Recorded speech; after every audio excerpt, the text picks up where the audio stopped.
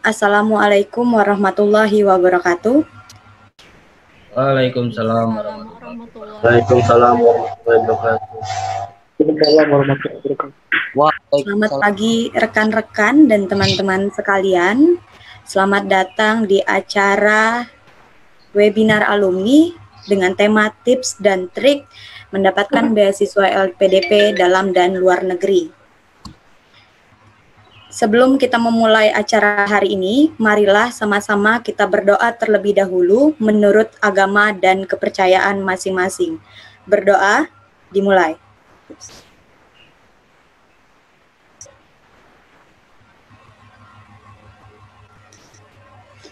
Berdoa selesai.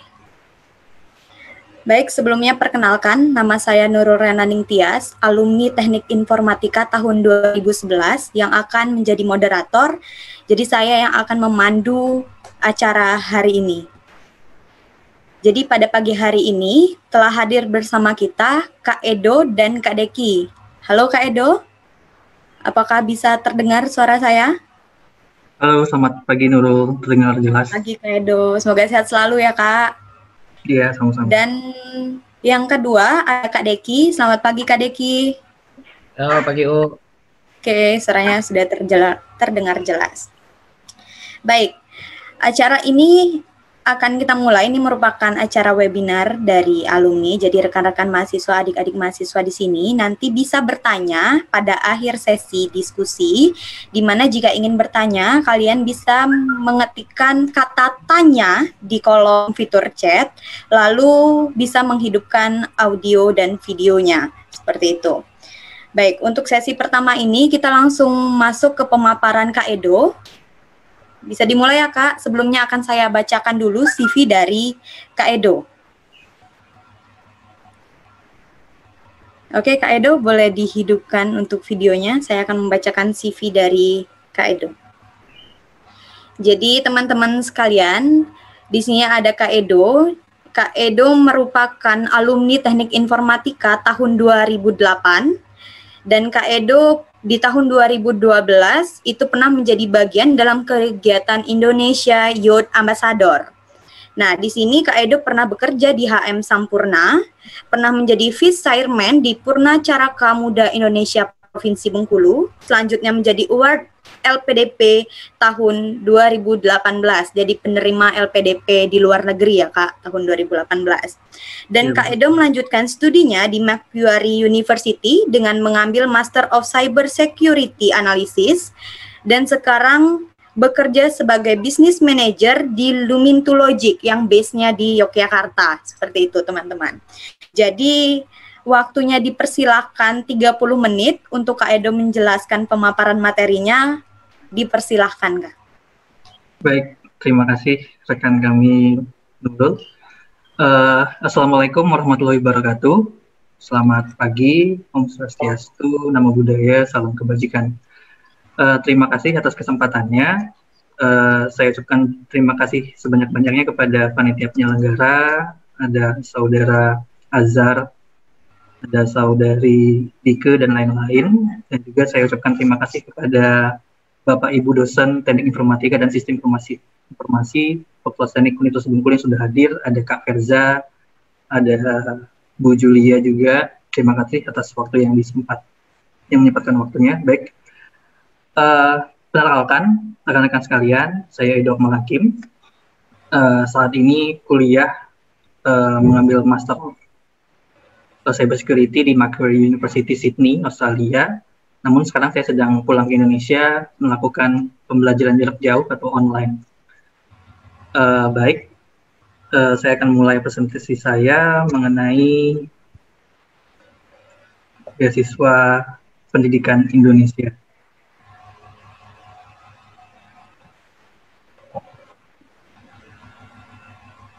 Baik, beasiswa ini lazim halnya disebut beasiswa LPDP oleh masyarakat umum. Cuman yang perlu saya garis bawahi di sini, sebenarnya terminologi yang benar, beasiswa ini namanya adalah beasiswa pendidikan Indonesia. Nah, saya cerita sedikit tentang latar belakang beasiswa pendidikan Indonesia ini.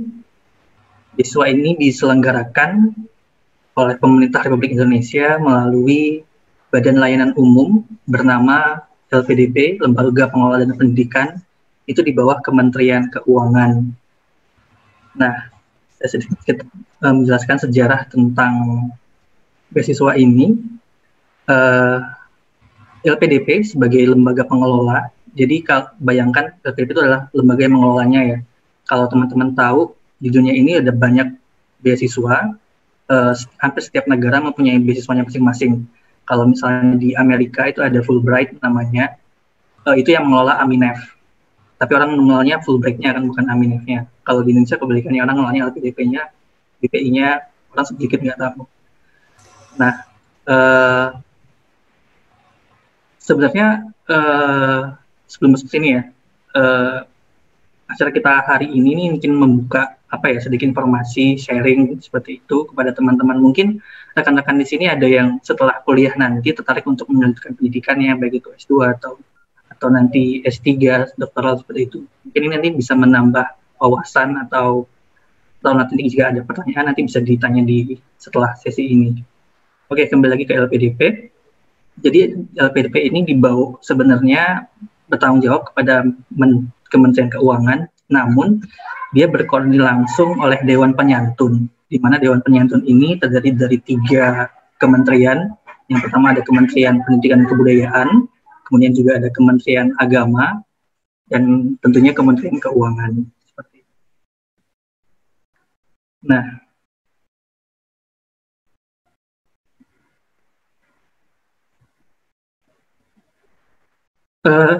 LPDP ini mereka mengelola dana abadi pendidikan yang nilainya itu kalau nggak salah per tahun 2020 sebesar 60 triliun.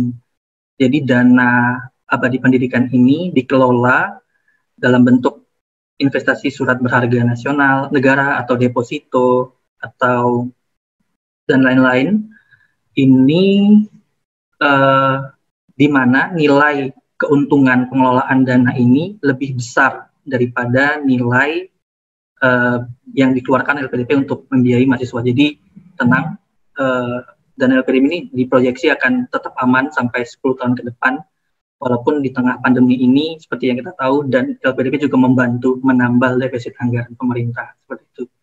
Dan tapi memang benar untuk tahun 2020 LPDP tidak membuka pendaftaran dikarenakan situasi pandemi pada saat ini. Nah, LPDP juga itu punya fungsi sebagai last resort untuk mendukung rehabilitasi fasilitas pendidikan. Jadi nanti kalau amit-amit yang misalkan terjadi bencana alam di suatu daerah dan infrastruktur pendidikannya hancur dan LPDP juga punya kewajiban untuk sebagai last resort untuk memulihkan kembali infrastruktur pendidikan yang krusial seperti itu. Baik, masih tentang sejarah LPDP. LPDP ini berdiri melalui Peraturan Menteri Keuangan pada tahun 2010. Kemudian lembaganya itu dibentuk tahun 2011. Kemudian dibentuk jadi Badan Layanan Umum tahun 2012. Dan awardee pertama, itu angkatan pertama itu ada tahun 2013. Nah, perlu rekan-rekan sekalian tahu bahwa setiap tahun LPDP itu bertransformasi. Kalau teman-teman ada yang memperhatikan dari tahun ke tahun itu ada persyaratan yang berubah, ada requirement yang berubah, ada daftar universitas yang berubah. Itu memang lazim umumnya berlaku karena LPDP sedang mencari bentuk yang pas untuk melayani berbagai kelompok masyarakat, berbagai kelompok penerima awardee seperti itu. Nah, seperti terlihat di layar, per 1 Januari 2020 itu ada hampir 25.000 penerima beasiswa, baik dalam dan luar negeri, dan sudah ada hampir 10.000 alumni pada tahun ini, dan juga LPDP itu juga selain membantu untuk pendanaan funding sekolah magister dan doktoral, itu juga bisa untuk mendanai dana riset. Jadi pada tahun 2019 tahun lalu saya pernah ketemu dengan tim LPDP yang sedang di Jogja. itu mereka ketemu dan sharing, terus mereka bilang mereka sedang menyeleksi dana riset. Jadi dana riset ini tidak melulu untuk sektor pendidikan. Jadi kalau misalnya ada lembaga atau institusi atau ada perusahaan yang punya inovasi, yang inovasi ini berdampak besar bagi masyarakat, itu bisa memasukkan proposalnya ke LPDP, dan kalau misalnya bagus dan setelah diverifikasi dan dites ternyata layak, bisa didanai oleh LPDP. Jadi tidak melulu hanya untuk beasiswa seperti itu. Oke, untuk saat ini komposisi dari hampir 25.000 penerima beasiswa ini, 48%-nya itu adalah awardee untuk luar negeri dan 52%-nya itu untuk dalam negeri.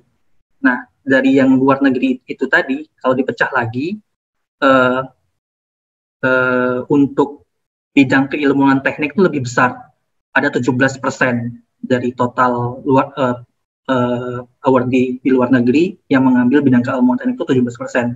Di bawahnya baru sains, setelah itu disusul sama sosial dan ekonomi. Nah, kalau yang untuk di dalam negeri itu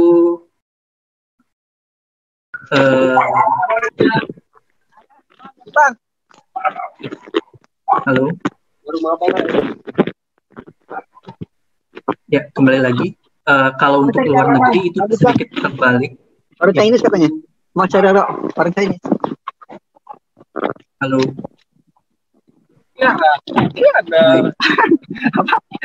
Mungkin Baik, minta tolong kepada rekan-rekan yang mendengarkan untuk menonaktifkan audionya terlebih dahulu. Baik, boleh dilanjutkan, Kak Edo? Baik, tadi saya sudah menjelaskan yang luar negeri. Kalau di dalam negeri itu kebalikannya, yang sains itu lebih tinggi, tapi nggak selisih jauh sama teknik. Kemudian diikuti dengan pendidikan dan kedokteran. Top 3 university yang paling banyak dipilih oleh mahasiswa awardee LPDP luar negeri itu yang pertama University of Manchester, kemudian UCL London, University of College London, kemudian dari Wageningen di Belanda. Kalau untuk di dalam negeri, top 3 university-nya ada UGM, ITB, dan UI. Sejak tahun 2018, itu jurusan dan universitas yang bisa diterima atau didanai LPDP itu terbatas. Kalau dulu, saya sebenarnya udah 2 kali ikut tes LPDP. Yang pertama 2017, tapi nggak lolos. Yang terakhir 2018 baru lolos. Nah, bedanya 2017 dulu, list perguruan tingginya itu lebih banyak, lebih beragam. Cuman sejak 2018 di tahun saya itu LPDP sudah merangkum universitas top dunia, baik berdasarkan jurusannya. Jadi jurusan X itu universitas yang bisa diambil tuh di ABC gitu, di negara ABC gitu. Kecuali top 5 university di dunia kayak MIT atau Stanford atau Harvard itu jurusannya bebas. Cuma selain top 5 university itu di dunia itu, jurusannya apa, fakultasnya apa, universitasnya apa udah ditentukan sama LPDP. Oke. Seperti yang saya jelaskan tadi, LPDP itu bertransformasi setiap tahun mencari bentuk yang pas untuk memfasilitasi seluruh golongan yang ada di Indonesia. Secara garis besar itu ada tiga garis besar kelompok yang ada di LPDP. Yang pertama beasiswa umum, beasiswa afirmasi, beasiswa targeted group. Yang membedakan antara 3 kelompok target ini hanya di persyaratan administratifnya sih. Kalau beasiswa umum ini cenderung persyaratan administratifnya lebih ketat. Misalkan contoh untuk nilai IELTS dan TOEFL-nya lebih tinggi dibandingkan dengan beasiswa afirmasi dan targeted group. Untuk beasiswa afirmasi itu jika teman-teman sekarang yang sedang kuliah di TI atau SI itu merupakan mahasiswa bidik misi, itu bisa melanjutkan ke LPDP, kayak dikasih green card lah, bisa melanjutkan ke LPDP dengan syarat tidak mematok harus ada TOEFL dulu atau IELTS dulu. Nanti ketika boleh pakai TOEFL preparation atau IELTS preparation, nanti untuk mendapatkan skor yang dibutuhkan di universitas nanti akan dibiayai sama LPDP. Jadi tenang teman-teman. Di sini saya juga mau menjelaskan bahwa pada saat ini ada banyak LPDP memfasilitasi sangat banyak kelompok golongan gitu. Sekarang juga ada beasiswa santri, ada beasiswa olahraga prestasi, seni, penyandang disabilitas, beasiswa Indonesia Timur, daerah 3T bahkan. Dan kalau misalnya teman-teman di sini ada pemegang KTP KAUR, itu termasuk beasiswa daerah afirmasi. Satu-satunya kabupaten atau daerah di Provinsi Bengkulu yang berhak menerima beasiswa daerah afirmasi ini hanya di KAUR. Jadi kalau teman-teman punya KTP KAUR itu jauh lebih besar chance-nya untuk diterima LPDP, kayak punya green card juga seperti itu. Dan di beasiswa targeted group ada beasiswa untuk dosen, budi, ada beasiswa TNI Polri dan PNS, kemudian ada beasiswa Olimpiade Internasional. Dan kebetulan saya dan Deki itu kita sama-sama beasiswa reguler. Saya beasiswa reguler luar negeri, Deki beasiswa reguler dalam negeri. Oke, ini saya rangkum datanya dari website LPDP. Jadi kalau misalnya teman-teman ada yang mau cross-check setelah ini, kalau tidak mendapatkan presentasinya nanti bisa cek langsung ke websitenya LPDP. Ini adalah alur seleksi beasiswa Indonesia per 2019 kemarin. Jadi ada 3 tahap. Yang pertama seleksi administratif, kedua ada seleksi berbasis komputer, dan ketiga seleksi wawancara. Nah, yang membedakan seleksi di zaman saya dan di zaman Deki itu ada di ke seleksi tahap kedua, itu seleksi berbasis komputer. Seleksi berbasis komputer ini baru diterapkan tahun 2018 dan ini cukup memotong banyak orang kalau berdasarkan review yang sudah di tahun 2018. Saya jabarin dulu satu persatu dari seleksi administratif. Ini ada beberapa yang saya highlight, teman-teman bisa baca. Itu ada di formulir rencana studi dan letter acceptance. Nah, di seleksi administratif ini, di bagian formulir, itu ada esai 1000 kata. Di situ teman-teman diminta untuk menjelaskan kontribusi yang telah, atau sedang, atau akan dilakukan untuk masyarakat, lembaga, institusi, dan profesi atau komunitas seperti itu. Kemudian juga, hal kedua yang saya highlight dari seleksi administratif itu adalah rencana studi. Teman-teman harus mendeskripsikan atau membuat timeline. Misalnya teman-teman berencana kuliah selama 3 semester, itu mau ngapain aja? Apakah ada mata kuliah khusus yang teman-teman pengen kejar? Misalnya kalau di saya kan cyber security, saya mau ngulik tentang fraud dan tentang terorisme dan sebagainya, dijelaskan di rencana studi. Di situ juga di rencana studi, jika teman-teman punya keinginan untuk berorganisasi juga sebaiknya dituangkan di rencana studi. Misalnya saya mengikuti PPIA, Persatuan Pelajar Indonesia di Australia, kemudian saya rencananya mengikuti kegiatan luar kampus dan sebagainya, dan juga kalau bisa melampirkan silabus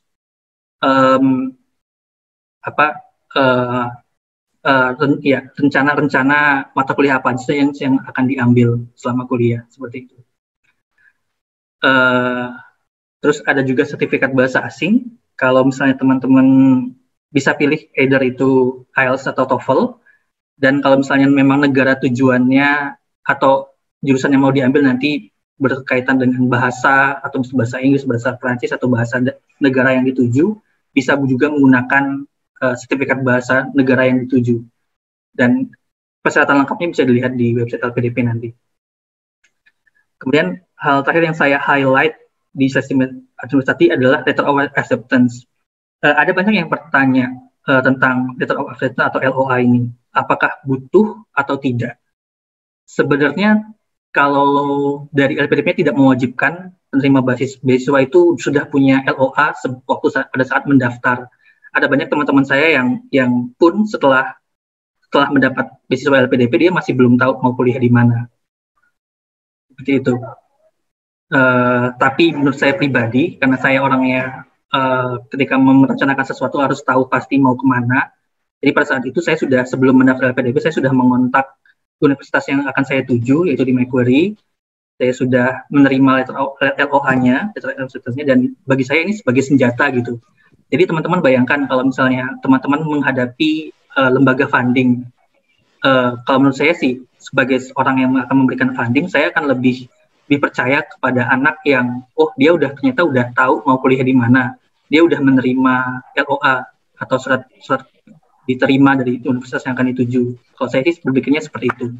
Cuman sekali lagi ini jangan jadiin patokan, karena masih juga ada kasus-kasus di mana tidak melampirkan LOA tetap dapat LPDP. Kemudian beralih ke tahap kedua, itu seleksi berbasis komputer. Ini nanti pada saat teman-teman mendaftar di website LPDP, itu nanti teman-teman sendiri akan menentukan mau seleksi berbasis komputernya itu ada di mana. Kalau untuk di Sumatera, itu kalau tidak salah paling dekat dari Bengkulu itu ada Padang, Palembang, Medan. Pada saat itu, karena saya saat itu sedang bekerja di Jogja, otomatis saya memilih lokasi seleksi berbasis komputernya itu di Yogyakarta. Dan lokasi tesnya itu ada di lokasi yang sama yang digunakan untuk tes CPNS gitu.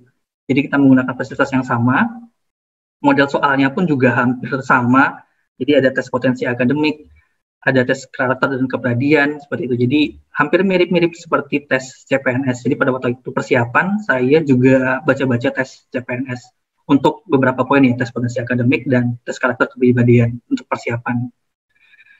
Nah, di tahap kedua ini juga ada on the spot essay writing, dan yang perlu saya ingatkan teman-teman, kalau misalnya teman-teman nanti seandainya lolos pada saat sampai ke tahap ini, on the spot essay writing-nya nanti di komputer tempat tes. Jadi saya kemarin itu agak sedikit kelabakan karena saya tidak terbiasa nulis esai panjang itu di laptop. Tapi biasanya latihan itu selalu di kertas, di atas kertas. Jadi pada saat itu saya juga agak sedikit kerepotan karena baru tahu ternyata on the spot essay writing-nya itu di komputer. Jadi kan jadi teman-teman kalau misalnya nanti lolos harus membiasakan menulis esai cepat di atas di laptop dan di komputer seperti itu. Kemudian lanjut ke seleksi tahap akhir, yaitu seleksi wawancara. Ada 2 tahap sebelum wawancara, akan ada verifikasi dokumen. Jadi dokumen yang teman-teman unggah pada saat pendaftar itu akan diverifikasi apakah benar IELTS-nya nilainya sekian, apakah surat keterangan sehat kemudian sudah ada, dan ketika tidak lengkap, ada yang gelap, teman-teman nggak bisa melanjutkan proses wawancara. Nah, saya akan sedikit menjelaskan wawancara versi saya pada saat 2018. Jadi wawancara itu nanti teman-teman akan dihadapkan oleh minimal 3 orang panelis di satu meja. Kalau komposisinya pada saat itu di depan saya itu dari akademisi yang pertama, kemudian sebelah kiri saya itu dari orang kementerian yang lebih banyak bertanya nanti perihal hal-hal tentang wawasan kebangsaan dan lain-lain. Kemudian juga di paling kanan saya itu ada psikolog nanti. Jadi ada minimal ada tiga elemen itu, ada akademisi, psikolog, dan dari perwakilan kementerian. Lama waktu wawancara itu relatif. Kalau saya pada saat itu kurang lebih 1 jam lebih. Ada teman-teman juga yang 30 menit, ada yang lebih, bahkan teman saya ada yang sampai 2 jam. Yang sebenarnya nggak ada patokan, kalau wawancaranya sebentar nggak lulus, kalau lama lulus nggak juga sih sebenarnya, nggak bisa jadi patokan. Yang menjadi patokan adalah substansi, kemampuan teman-teman sekalian untuk menjawab pertanyaan dari panelis. Pada saat itu saya karena tujuan kuliahnya di luar negeri, mendapat pertanyaan dalam bahasa Inggris, tapi nggak semuanya. Dan juga di sini saya mau highlight sebenarnya apa yang ditanyakan pada saat sesi wawancara ini adalah apa yang teman-teman tulis di formulir dan rencana studi. Di situ kan teman-teman menuliskan kontribusi teman-teman. Mereka nanti bakal tanya apa sih yang pernah teman-teman lakukan selama kuliah atau pada saat kerja atau pada saat di lingkungan komunitas dan sebagainya. Kemudian mereka akan menanyakan tentang rencana studi, mereka akan menanyakan sejauh apa teman-teman mengenal kampus, sejauh apa teman-teman mengenal negara yang akan dituju, apakah teman-teman sudah riset gimana cuacanya, apakah bisa beradaptasi, gimana teman-teman nanti akan beradaptasi terhadap makanan, cuaca, dan sebagainya. Pertanyaan-pertanyaan seperti itu wajib disiapkan hukumnya. Saya nggak tahu ini beruntung atau enggak, pertanyaan untuk panelis psikolog itu nggak nanya sama sekali sama saya, dia hanya observasi. Ada beberapa teman-teman yang psikolognya nanya gitu, kalau saya waktu itu nggak ditanya sama psikolognya. Kemudian untuk yang panelis yang dari kementerian, dia nanya saya tentang wawasan kebangsaan. Saya ditanya tentang pandangan saya terhadap gerakan G30 SPKI, pandangan saya tentang gerakan separatis dan sebagainya, hal-hal seperti itu. Mungkin nanti pada prakteknya teman-teman akan mendapatkan pertanyaan yang berbeda. Oh ya, teman-teman juga harus update berita baik politik atau ekonomi dan apapun itu yang baru-baru saja yang recently terjadi, baik dalam skala regional, nasional, maupun internasional. Saya waktu itu pernah mendapat di hari itu ada kejadian, ada penembakan orang tak dikenal di Papua pada saat itu, baru terjadi pada saat seleksi itu berlangsung. Jadi saya waktu itu agak kelagapan. Saya tahu bahwa memang ada isu untuk menutupinya, karena saya benar-benar nggak tahu dengan kejadian ini. Saya menjelaskan, saya tahu memang ada isu itu. Intinya gini, apapun yang ditanyakan sama panelis, teman-teman nggak boleh diem. Teman-teman harus sebisa mungkin menjawab. Kalau misalnya tidak tahu, boleh bilang tidak tahu, tapi teman bisa membackup dengan apa yang teman-teman tahu. Kayak yang kasus saya nggak tahu ternyata pada hari itu, pada saat saya wawancara itu terjadi penembakan. Dan itu beritanya sangat-sangat fresh, saya bahkan nggak tahu. Nah, saya tidak tahu dengan kejadian ini, tapi saya tahu apa sih latar belakang yang menjadi hal yang mendorong adanya gerakan separatis dan sebagainya. Itu yang saya sampaikan kepada panelis. Mungkin ini saja dari saya. Mungkin nanti setelah ini Saudara Deki akan menjelaskan lebih lengkap atau ada yang akan ditambahkan oleh Saudara Deki mengenai proses seleksi beasiswa LPDP. Baik, saya kembalikan ke Saudari Nurul, silakan.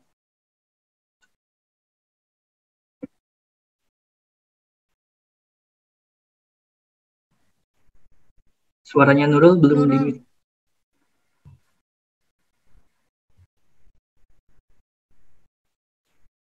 Nurul?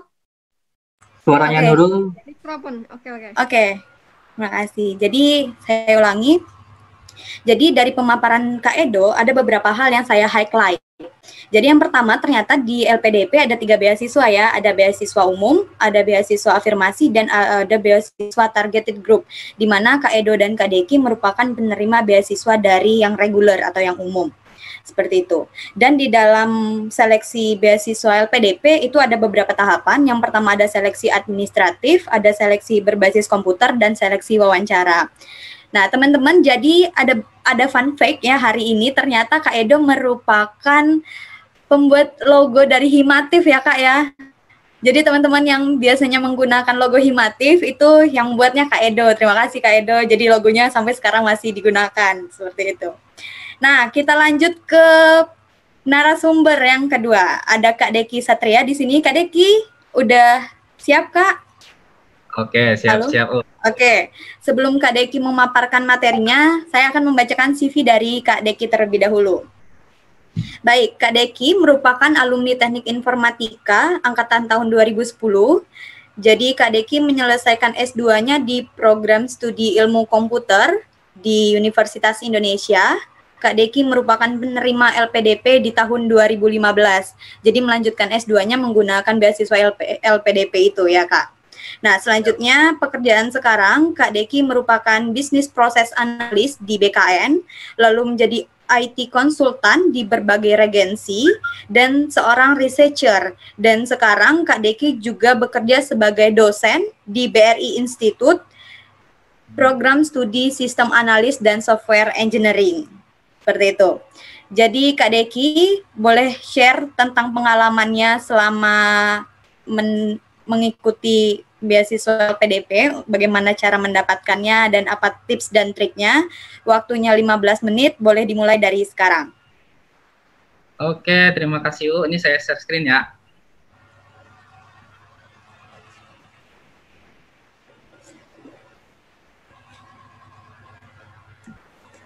Oke, udah muncul belum PowerPoint-nya? Udah ya? Sudah muncul. Udah, oke. Jadi, perkenalkan dulu, saya Deki. Saya lulusan tahun 2014. Jadi memang kemarin habis kuliah S1 saya lanjut langsung S2. Kalau Kak Edo kan mungkin kerja dulu kemarin ya Kak. Nah, karena kebetulan kemarin kalau Ambo tuh memang agak susah nyari kerja, akhirnya nyari beasiswa dulu lah. Nah, rupanya memang rezekinya di beasiswa. Jadinya kalau di LPDP jadi seniornya Kak Edo, tapi kalau di kampus Kak Edo masih senior Ambo. Jadi saya itu. Nah, kalau untuk tes, itu benar tadi kata Kak Edo, memang dari tahun Ambo dulu, tahun 2015 itu ke tahun 2018 Kak Edo itu memang paling banyak nian perubahan di apa namanya tuh jenis tesnya. Jadi waktu kami dulu itu tidak ada tes komputernya, tidak ada yang tes TPA dan sebagainya, tapi ada namanya tuh tes LGD sama esainya itu lebih banyak. Kalau kami kemarin sampai 3 esai. Jadi ada esai kontribusi, esai capaian terbesar, sama esai studi satu lagi. Nah, kalau yang Ambo kemarin memang esainya agak-agak aneh sih, tidak ada terlalu formal. Jadi kalau ditanya apa sih capaian terbesar dalam hidup, itu mungkin kalau Kak Edo mungkin ikut PPA, kemudian pertukaran pelajar dan sebagainya. Kalau mau kemarin cuman membuat seseorang tersenyum, cuman itu aja ketulis kemarin tuh. Capaian terbesar dalam hidupnya. Nah, terus untuk tambahan wawancara, kalau dulu zaman Ambo dulu waktu wawancara, kebetulan dapat bagian yang psikolognya malah lebih banyak ngomong nggak. Jadi kebalikan dari Kak Edo. Jadi memang lebih banyak ngobrol ke psikolog daripada ngomong ke akademisi sama praktisinya. Jadi kalau ke psikolog tuh kita lebih baik ceritanya jujur. Jadi kan dia nengok di formulir kita tuh, kita pernah ngapui. Nah itu lebih baik kita jawabnya jujur. Kalau misalnya memang di rumah ada masalah, itu kita lebih baik cerita. Terus dia tuh lebih suka mana kita cara menyelesaikan masalah sih sebenarnya waktu wawancara. Kalau untuk masalah tesnya mungkin dari Kak Edo tadi lah lengkap lah ya, karena kakak juga udah pernah ngikut lagi perkembangan tes yang baru Camano. Jadi sekarang kakak lebih fokus ke ngapo kakak ngambil kuliahnya dalam negeri bukan luar negeri dulu. Jadi yang akan kakak presentasikan adalah mengapa dalam negeri dan pengalaman berkuliah di Universitas Indonesia. Nah kebetulan nih kita ada senior dari Universitas Indonesia juga nih, ada Pak Rusdi nih. Ini senior di UI juga nih. Nah, jadi mungkin nanti kalau ada yang mau cerita-cerita tentang kuliah di UI juga bisa nanya ke Pak Rusdi tuh. Nah, jadi yang pertama, beasiswa itu untuk apa sih? Apa dan mengapa? Yang pertama, mengapa beasiswa? Sebenarnya kalau kakak jawabannya itu mudah. Karena S2 itu mahal. Kalau misalnya kakak nak S2 dewe, caranya ada duit. Nah, makanya ya udah deh berjuang cari beasiswa. Akhirnya kakak coba-coba lah kemarin S2 tuh pakai beasiswa LPDP dan alhamdulillah memang rezekinya di situ akhirnya dapat. Dan yang kedua, ngapa sih kakak ngambilnya di UI? Jadi sebenarnya kalau kakak tuh kemarin targetnya bukan di UI, tapi di UGM. Nah, tapi karena di UGM itu kan tesnya cuma 1 kali setahun, jadi kalau zaman kami dulu memang tidak ada wajib harus LOA dulu, jadi memang dikasih 1 tahun untuk nyari kampus, jadi agak lebih lunak lah kalau zaman kami dulu. Nah, jadi kakak mikirnya kalau di UGM tesnya cuma sekali setahun, kalau misalnya tidak dapat langsung hangus tuh beasiswanya. Ya udahlah, kakak coba tes di UI, jadi kakak bisa tes 3 kali paling tidak, karena di UI itu setahun 2 kali tesnya. Dan alhamdulillahnya waktu tes pertama kali langsung lulus. Nah, akhirnya ya udahlah. Langsung ke Kadiver dari UGM langsung masuk ke UI. Akhirnya emang rezekinya akhirnya kuliah di UI. Dan kenapa kakak ngambilnya dalam negeri? Yang pertama karena kakak memang bahasa Inggrisnya tidak perlu bagus-bagus nian. Yang kedua memang skill kakak di IT itu memang tidak terlalu bagus. Jadi kakak memang tidak terlalu pede untuk ngambil di luar negeri kalau waktu itu sih. Kalau sekarang mungkin kalau ditanya enak di luar negeri apa luar negeri, mungkin kakak akan coba luar negeri kalau sekarang. Oke, nah sekarang kita masuk ke pengalaman menarik saat berkuliah. Nah jadi kalau kita S2, mungkin apa namanya tuh yang perlu kita perhatikan tuh sebenarnya bukan cuma untuk cari ilmu, tapi kita juga untuk cari pengalaman sama link. Nah, jadi memang kalau kita fokusnya memang cuma nak belajar baik, di S2 itu tidak cocok. Jadi memang S2 itu jadikan sebuah apa ya, cuman ya, wadah kita tuh untuk kenal lebih banyak orang. Karena waktu kakak S2, itu terasunian tuh. Yang pertama ilmu kakak kurang. Kan waktu S2 tuh orangnya entah muncul dari mana-mana tuh. Ada anak-anak UI juga, ada anak-anak dari Sumatera juga, dari Lampung, dari Jambi, Riau, dan sebagainya. Ada yang anak-anak ITB. Nah, itu memang kalau kita bandingkan kemampuan teknis kita tuh mungkin agak lebih rendah dari Tobo itu. Tapi secara kemampuan otak mungkin tidak. Jadi tergantung kita baik kalau misalnya memang nak nyari ilmu, itu tergantung dari kita seberapa tekun kita hendak kuliah apa tidak. Nah, kalau pengalaman menarik yang lainnya itu, nah, ini yang selama ini kakak dapatkan selama S2. Yang pertama itu, pertama kali jadi pembicara konferensi internasional. Nah, memang kalau di Indonesia, kakak kurang tahu nih, mungkin Kak Edo bisa jelaskan juga. Kalau di Indonesia itu kita untuk lulus S2 itu wajib publikasi. Paling tidak, publikasinya itu nasional terakreditasi. Nah, kalau di UI, itu memang kewajiban publikasinya kemarin tidak ada. Tapi kalau kakak gabung di lab, jadinya memang banyak publikasi-publikasi yang kami keluarkan. Jadi bisa jadi 1 tahun tuh kami bisa sampai 3 kali ikut conference. Ya, jadi yang berangkat tuh ya kami-kami lah. Kadang pergi ke Medan, kadang ke Bali, kadang ya kemana tempat conference lah. Jadi itu juga jadi kesempatan untuk kita jalan-jalan gratis. Nah, terus ada kegiatan-kegiatan nasional. Nah, kalau di UI kan kadang-kadang sering ada kegiatan-kegiatan nasional tuh, macam gemastik. Nah, ini untuk adik-adik nih yang sekarang lagi kuliah, Eko kakak sarankan untuk ikutan gemastik.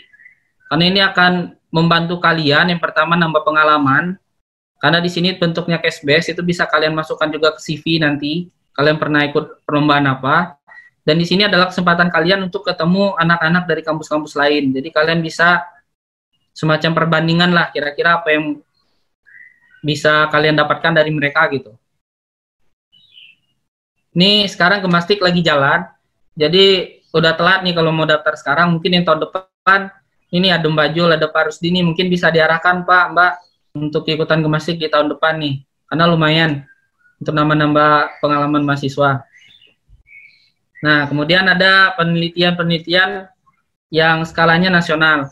Nah, jadi ini juga salah satu gerbang. Tadi kan kalau UU bacakan CV kakak tuh banyak yang kerjanya di agensi-agensi pemerintahan tuh. Nah, itu sebenarnya kerjaan freelance semua. Nah, itu salah satu jalannya adalah di penelitian-penelitian ini sebenarnya. Jadi dari penelitian ini nanti kita banyak ketemu praktisi, kemudian orang-orang di pemerintahan dan sebagainya. Dan karena kita sudah punya track record, karena sering penelitian, itu biasanya kita diajakin lagi. Nah, ini kesempatan juga nih, kalau misalnya kalian yang di sini agak-agak kurang suka ngoding, nah ini salah satu kesempatan sebenarnya jadi researcher. Karena researcher itu nggak mesti ngoding. Jadi ada yang bikin kebijakan, ada yang bikin tata kelolanya, dan sebagainya. Jadi banyak tuh. Nanti kegiatan-kegiatan yang non-coding, waktu kalian masuk ke dunia kerja. Jadi kalian waktu lulus TI atau SI itu jangan berpikirannya, wah ntar banyak coding nih. Jadi nggak selamanya dunia IT itu coding, tapi banyak juga bisnis, tata kelola, dan sebagainya.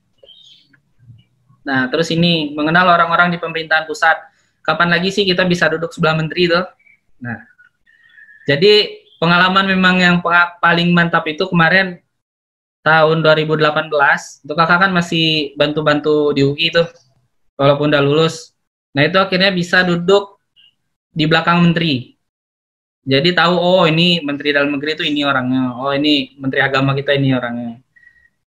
dan ketemu sama presiden wakil presiden. Nah, itu kesempatan-kesempatan langka seperti itu tuh sebenarnya bisa kalian dapatkan kalau sekolahnya dalam negeri. Apalagi kalau dapat kampus-kampus yang ya kayak tadi yang 3 besar seperti kata Kak Edo tadi di UI, ITB, UGM, itu kemungkinan kalian untuk kenal-kenal orang pusat itu lebih besar. Nah, kemudian ini mengenal banyak peneliti baik nasional maupun internasional. Nah, jadi kalau kakak sih nengoknya, karena pengalaman penelitian selama 5 tahun ini meneliti, memang penelitian itu bisa membuka link kita ke luar negeri. Jadi kakak bisa kenal peneliti-peneliti dari Thailand, dari Malaysia, dari Australia juga. Itu lewat penelitian ini. Terutama ketika kita ikutan yang ini nih. Nah, ikutan conference ini nih. Ketika kita ikutan conference, itu akan banyak peneliti-peneliti dari luar. Nah, itu kesempatan kita untuk kenal mereka juga. Nah, nanti kalau misalnya kalian nih, ternyata setelah S2 mau lanjut S3 deh. Nah, ini bisa jadi salah satu koneksi nih. Kira-kira siapa yang bisa jadi profesornya, bisa jadi pembimbing di luar negeri siapa. Nah, itu kita tuh bisa dapatnya dari sini nih.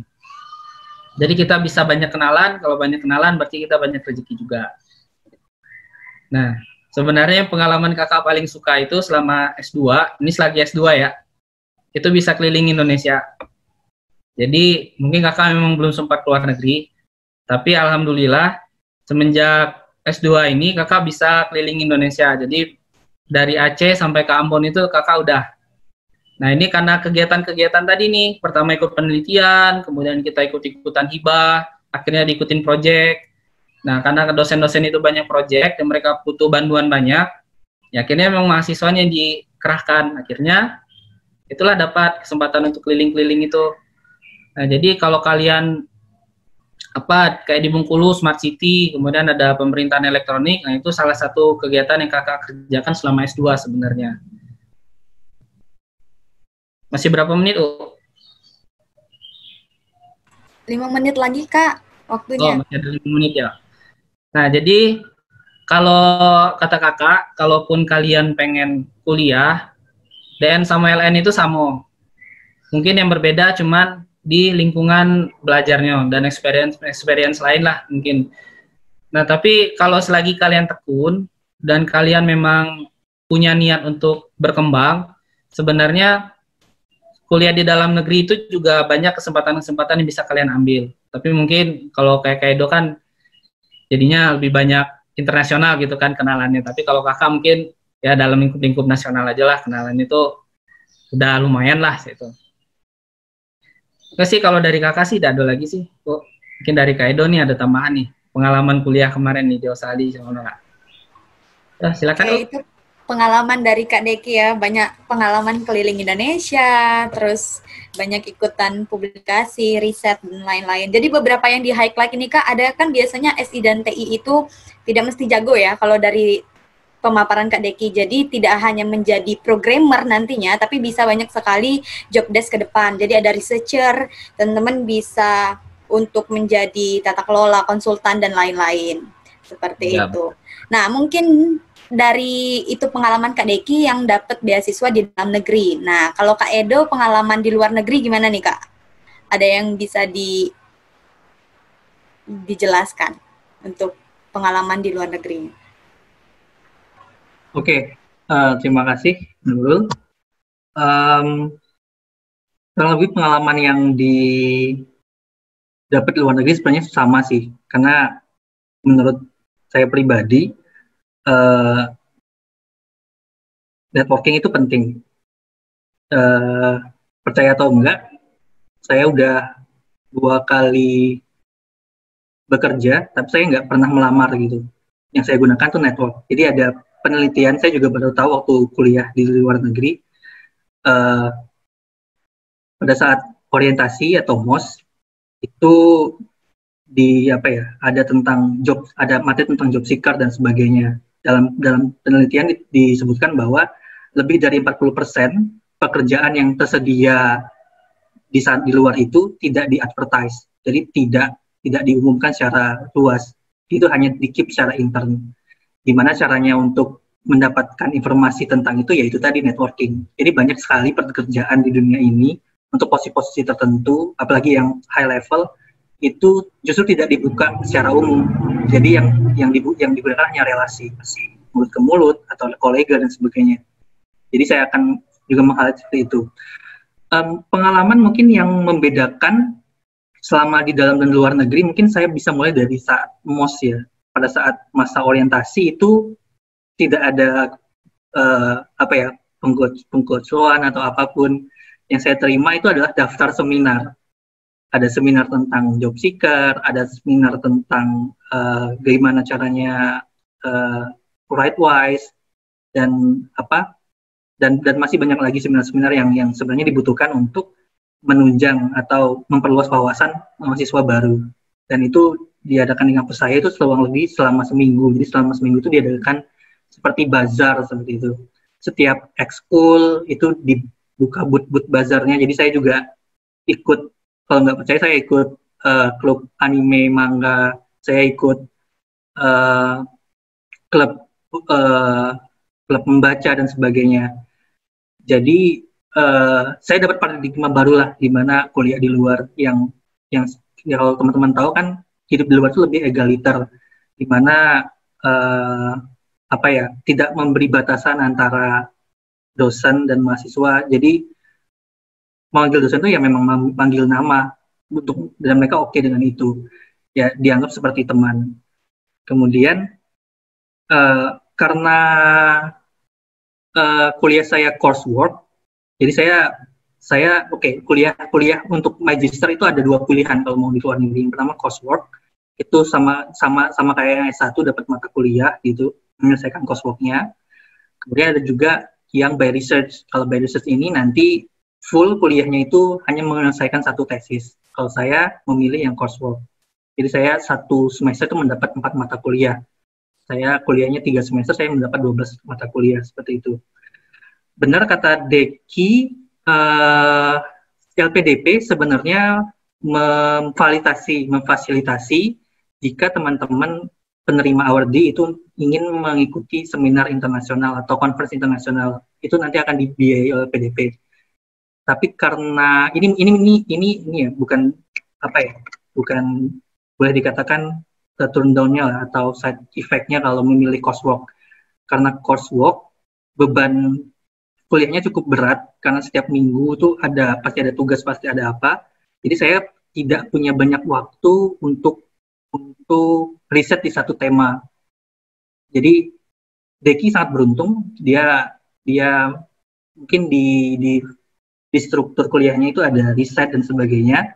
Jadi ya bisa ngulik sesuatu dan nanti dipusatkan konversi. Kalau saya karena full itu tidak punya waktu untuk ikut riset. Tapi ya masih ada waktu semester, mungkin kalau saya punya waktu mungkin saya akan mengikuti itu juga. Kemudian apalagi ya, fasilitas ya, salah satu alasan kenapa saya kuliah di luar ya, pertama saya kerja fasilitas ya memang lebih lengkap.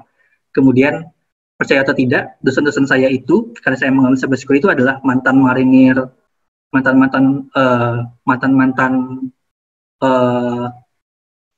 praktisi, ada yang mantan kepala intelijen dan sebagainya. Dan teman-teman di kelas saya, karena kelasnya reguler dan kelasnya itu dibuka malam sebenarnya, jadi saya kuliah itu paling cepat tuh jam 5 sore, selesai jam 9 malam gitu. Jadi banyak pekerja-pekerja yang mengambil kuliah ini seperti itu. Kembali lagi ke point networking, jadi saya punya relasi teman-teman yang punya latar background seperti TNI, Polri di Indonesia maupun background militer dan keamanan. Ada teman saya yang polisi dari Fiji, ada yang polisi dari Italia dan sebagainya. Dan kuliah di luar itu benar-benar membuka wawasan, paradigma networking dan sebagainya. Itu yang membuat saya dari dulu pengen kuliah di luar seperti itu. Tapi memang benar kuliah di luar ini tidak ada dosennya nggak nge-push sama sekali. Jadi ketika ada tugas deadline silakan dikerjakan, kalau nggak dikerjakan konsekuensinya kamu nggak dapat nilai seperti itu. Dan banyak sekali bahan, karena saya mengambil coursework, banyak sekali bahan bacaan. Jadi kalau sebelum perkuliahan dimulai itu minimal ada 2 atau 3 buku yang harus dibaca sebelum kelas dimulai. Di awal-awal pertama saya agak kewalahan mengikuti apa ya,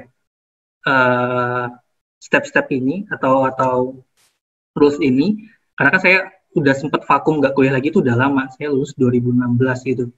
Oh, sedikit cerita juga. Bagi teman-teman yang dalam tanda kutip angkatan tua yang kuliahnya lama, jangan khawatir. Saya juga lama kok kuliahnya, tapi saya tetap dapat LPDP. Yang jelas jangan nyerah gitu aja. Dan pada saat wawancara saya pun menyiapkan, kalau ditanya kenapa kuliahnya lebih dari 4 tahun, saya udah nyiapin jawaban, tapi ternyata nggak ditanya kok. Ya, mungkin itu sih yang membedakan, yang melatar belakangi saya kenapa saya harus kuliah di luar seperti itu. Dan salah satu alasan utamanya adalah networking. Terima kasih, Nurul. Oke, jadi seperti itu ya, Kak. Nah, ada beberapa yang ingin saya tanyakan dulu nih, Kak.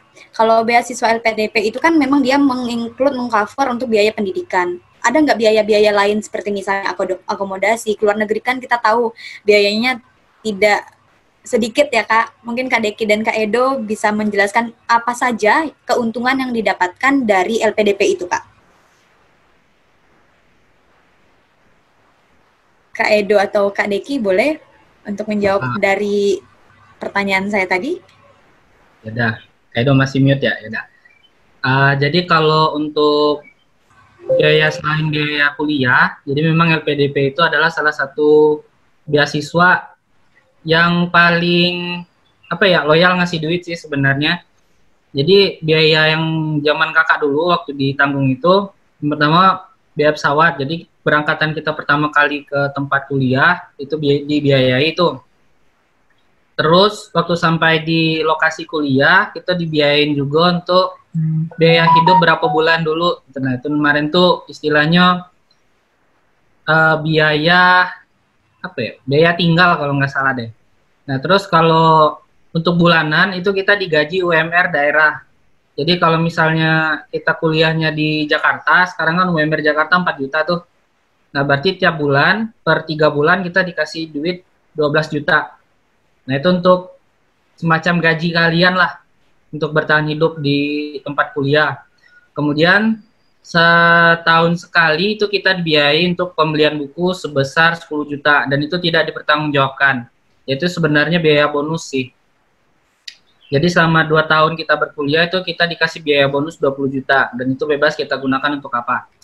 Tapi memang kalau untuk peruntukannya sebenarnya untuk buku. Tapi karena kita tahu lah ya buku itu kan kadang nggak semuanya kita beli ya. Lebih suka nyari di perpustakaan atau ada teman yang punya akhirnya kita nggak beli.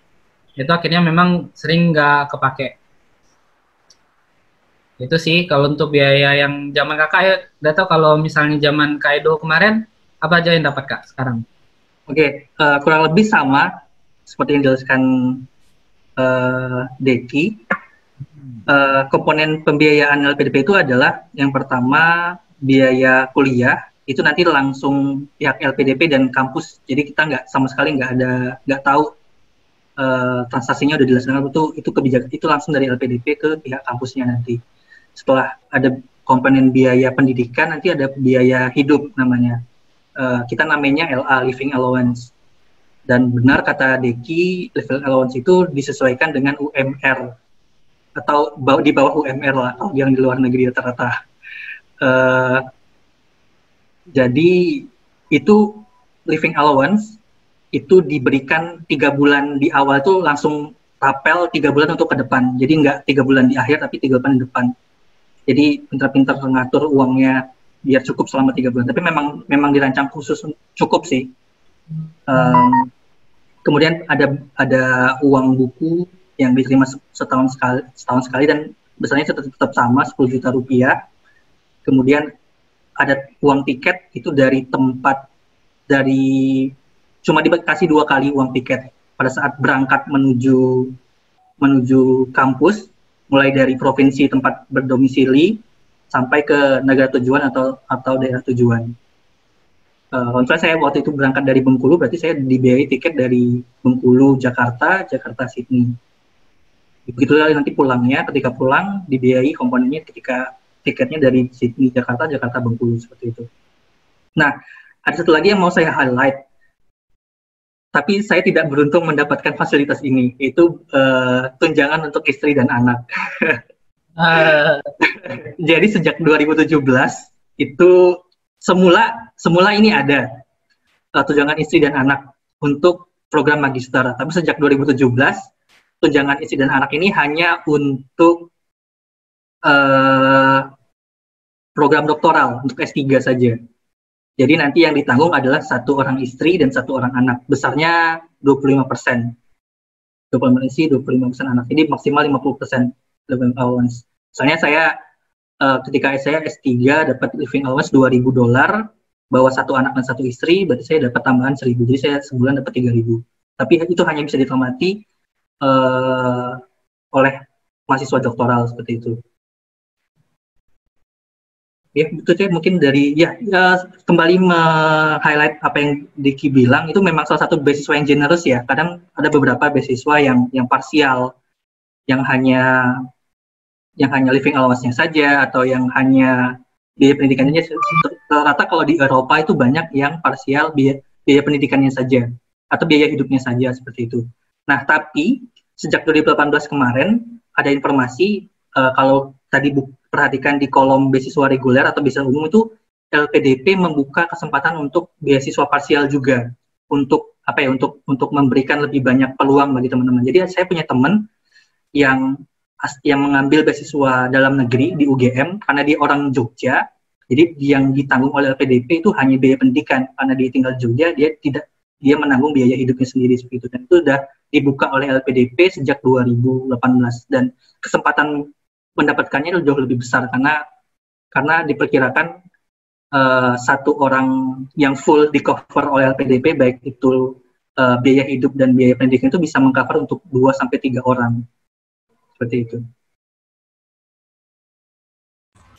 Oke, berarti banyak sekali ya Kak keuntungan yang didapatkan jika menerima beasiswa LPDP baik dalam maupun luar negeri ya. Nah, baik teman-teman, jadi untuk pemaparan dari narasumber sudah dilaksanakan.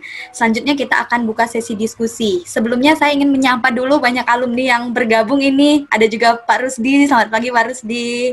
Terus ada juga Kak Diki, ada Kak Cumi 2009, Kak Verza dan Mbak Julia yang dari alumni juga menjadi gabung di dosen TI.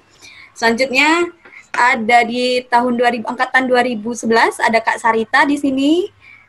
Di tahun 2012 ada Agung, ada Yura dan ada Robi. Di yang 2010 ada Kak Robi dan Mbak Dike. Jadi teman-teman, ada Mbak Maya juga nih, TI 2011. Jadi banyak sekali alhamdulillah alumni yang bergabung. Semoga silaturahmi kita ke depannya semakin erat.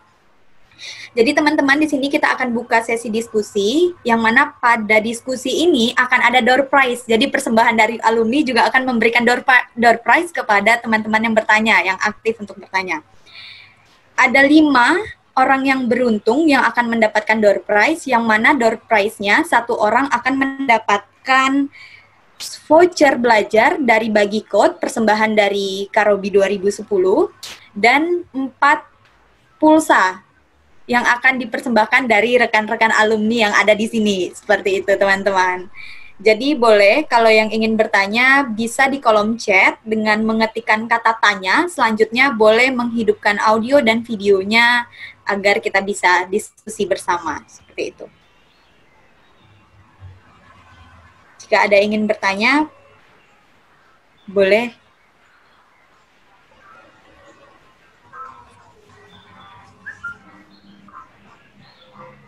Oke, ada Peter Nicholas, ini dari Prodi Sistem Informasi, sepertinya ingin bertanya. Silakan Peter, boleh diaktifkan audio dan videonya. Jadi kenalan dulu, sebutkan nama, jurusan, nama kampus dari dirinya. Seperti itu.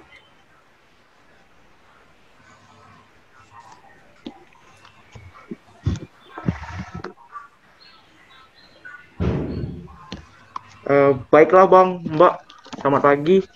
Pagi. Saya ingin bertanya, Bang, untuk beasiswa PPAN itu, Bang, apakah bisa double major, Bang? Dan apakah itu milih sendiri kuliahnya? Atau tesnya tuh bagaimana, Bang? Dan setelah selesai kuliah, Bang, kerjanya itu apakah harus kembali ke Indonesia atau boleh nanti di negara yang sudah dipilih kemarin, Bang? Terima kasih, Bang. Berarti ini pertanyaannya kalau udah dari negara lain masuk ke negara kita untuk Kak Deki, untuk Kak Edo ya. Jadi Ya, Bang. Kak Edo boleh untuk jawabannya untuk menjawab pertanyaan dari Peter. Ini tadi mau nanya PPAN atau beasiswa pendidikan Indonesia? Tadi dia nyebutnya PPAN. PPAN. PPAN.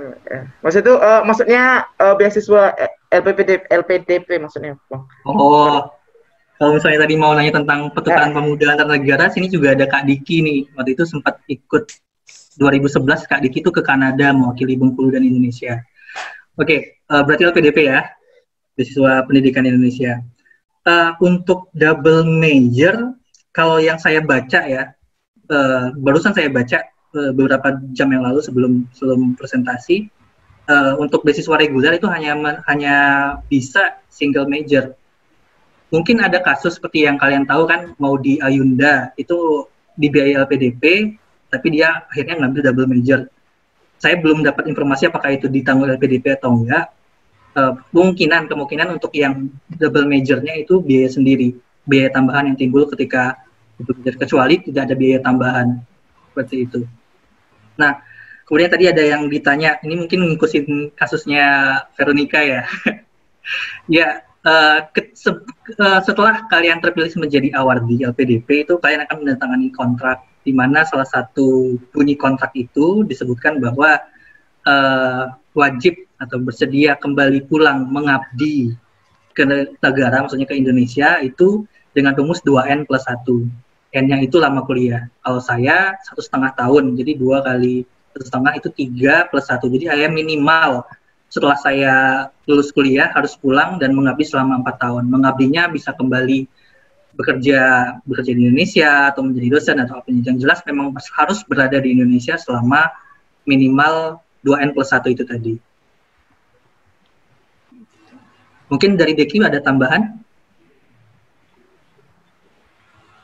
Kalau peraturan LPDP itu kan memang berubah terus ya Kak. Kalau dulu waktu yang aku dulu cuman N+1, jadi 3 tahun.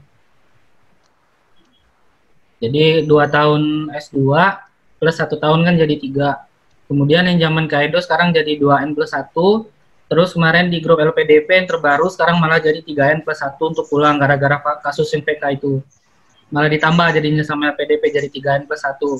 Nah, jadi kalau teman-teman di sini nanti ada yang berencana ikut LPDP ya siap-siap, berarti harus, apalagi yang kuliah di luar negeri ya, jangan sampai dapat jodoh orang sana aja udah.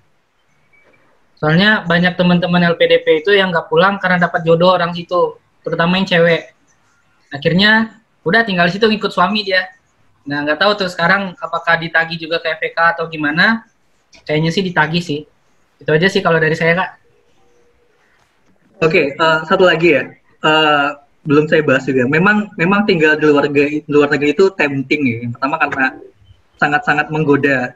Karena yang pertama fasilitasnya sangat jauh berbeda ya, sangat lengkap, sangat mudah. Dan walaupun biaya hidupnya mahal, cuman minimum wage-nya, upah minimumnya itu sangat-sangat gede. Bayangkan, saya misalnya di Sydney, itu upah minimumnya itu $20 per jam. Jadi kamu kerja apapun, nyuci piring, nyapu, janitor, minimal kamu dapat $20 per jam atau 200.000 per jam. Kalau sehari 5 jam gitu, kamu sehari itu minimal dapat 1 juta gitu. Itu yang membuat, itu kerja kasar, belum kerja yang benar-benar yang white collar dan bukan blue collar gitu. Itu yang membuat teman-teman beberapa award itu dalam tanda kutip nakal nggak pulang gitu karena sangat tempting gitu. Tapi ya lagi dipikirkan kembali bahwa ini kan LPDP ini digunakan dengan hasil mengelola dana abadi pendidikan yang sumbernya dari pajak, dan pajak itu sumbernya dari rakyat kan. Jadi dipertanyakan kembali hati nuraninya di mana, udah menggunakan dana uang rakyat gitu tapi tidak pulang. Ya memang ada konsekuensinya sih, akan ketika tidak pulang akan membayar biaya membayar ganti rugi ya, baik itu living allowance atau biaya pendidikannya yang jumlahnya mungkin bisa dikejar kalau beberapa bulan atau beberapa tahun kerja di luar negeri, cuman menurut saya pribadi itu sangat tidak baik, tidak layak ya. Di mana nuraninya Roseli nanya seperti itu. Baik, terima kasih. Oke, seperti itu ya kayak. Jadi banyak sekali nih ininya pengalamannya. Nah, ini ada lagi ternyata saya belum tadi ada menyapa Kak Haryono Usman, TI Angkatan 2008. Selamat pagi Kak, selamat bergabung. Terima kasih telah bergabung di sini. Ada satu pertanyaan lagi, Kak Edo dan Kak Deki, dari Taufik Liju Pratama. Jadi dia bertanya, untuk lulus beasiswa ketika ada tes aptitude itu bagaimana ya? Soalnya ada beberapa kali tes tapi masih gagal. Nah, boleh jawabannya Kak Edo dan Kak Deki untuk tes aptitude. Aptitude or aptitude ya ini? Aptitude. Mungkin boleh dijawab Kak Edo dan Kak Deki. Kalau zaman saya dulu sih memang nggak ada tes aptitude ya. Jadi memang lebih banyak tesnya itu ke wawasan nasional tadi, yang berita-berita nasional, kemudian wawasan kita terhadap topik-topik hangat, kemudian bagaimana cara kita mengelola permasalahan. Kalau dulu di zaman saya itu memang lebih banyak tesnya ke bagian situ. Kalau tes aptitude itu kemungkinan Kak Edo udah dapat deh tuh yang tes tahap kedua itu tes aptitude tuh. Mungkin Kak Edo bisa berbagi pengalaman gitu. Iya, saya tadi sempat googling sedikit apa itu tes aptitude. Ternyata tes potensi akademik kalau di Indonesia kan. Kurang lebih gitu ya. Gimana ya? Memang sejak yang jelas seperti yang saya bilang tadi, karena saya tuh angkatan pertama yang dapat tes SBK, namanya seleksi berbasis komputer, yang tesnya juga seperti tes CPNS di lokasi yang sama, di BK di lokasi yang sama. Jadi yang bekal yang saya persiapkan itu ya saya membaca tes CPNS, terutama tes TPA-nya. Memang agak tricky karena pada saat itu banyak yang komplain karena itu ya kayak CPNS, jadi ada sistem cut loss gitu. Ketika kamu nggak sampai nilai minimal, ya udah kamu nggak bisa ikut ke tahap selanjutnya, serigid itu. Kalau boleh tahu nanti si Taufik Liju kalau misalnya bisa boleh kasih tahu pernah tes aptitude di mana saja dan untuk apa pada waktu itu? Barusan kemarin tuh ada tes Bang dengan beasiswa BCA. Beasiswa yang baru kemarin itu ada tes aptitude dan isinya tuh yang kayak Abang tadi potensial akademik. Jadi dicampur pakai waktu kayak gitu Bang. Jadi penilaiannya pakai waktu. Jadi beberapa kali itu nggak lulus kayak gitu. Baik. Mungkin harusnya udah banyak entah itu aplikasi di Android, iPhone ataupun di website yang menyediakan fitur atau apa ya untuk tes virtual atau persiapan tes aptitude harusnya ya. Di situ saran saya ke Taufik dan teman-teman sekalian, rajin-rajin tes apa ya untuk mengukur kemampuan diri sendiri gitu, ikut berbagai macam simulasi agar nanti ketika benar-benar tes itu bisa gitu, dan tetap banyak baca, banyak bahas materi dan sebagainya dari buku persiapan CPNS atau buku tes potensi akademik atau buku-buku lainnya. Yang jelas memang perlu persiapan sih, nggak bisa tiba-tiba kamu datang aja. Memang aneh sih tes-tesnya, kamu diantaranya mungkin saya ketemu ada beberapa kotak terus disuruh pilih kotak yang sama dan apa, dan memang dibutuh cepat gitu. Ya, kalau dari saya itu sih. Ya Bang, terima kasih Bang. Oke, baik. Jadi sedikit info untuk hari ini, yang join di acara hari ini tidak hanya dari Prodi TI dan SI Unip saja, tapi juga ada beberapa mahasiswa dari universitas lain. Jadi teman-teman boleh bertanya lagi kepada Kak Deki maupun Kak Edo terkait dengan tips dan trik untuk meraih beasiswa LPDP. Seperti itu. Kakak ada lagi yang ingin bertanya atau sharing tentang pengalamannya yang pernah didapat untuk meraih beasiswa? Oke, sambil menunggu yang bertanya, Mungkin di sini ada teman-teman yang membayangin apa sih yang harus saya isi di kolom bentuk apa ya, bentuk pengabdian apa yang sedang kamu lakukan untuk negara seperti itu. Sesimpel mungkin saya selalu jawab ini.